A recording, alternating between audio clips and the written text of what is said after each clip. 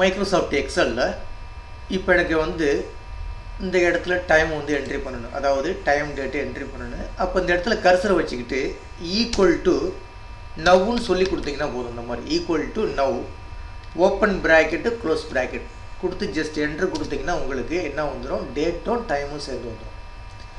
இதில் எனக்கு டைம் மட்டும் வேணும்.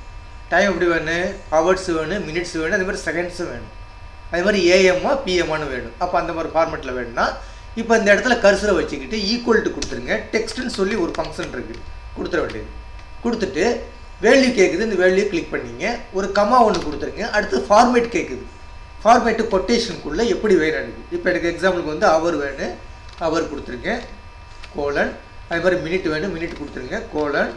அது மாதிரி செகண்டு வேணும், செகண்டு கொடுத்துருங்க கோலன்.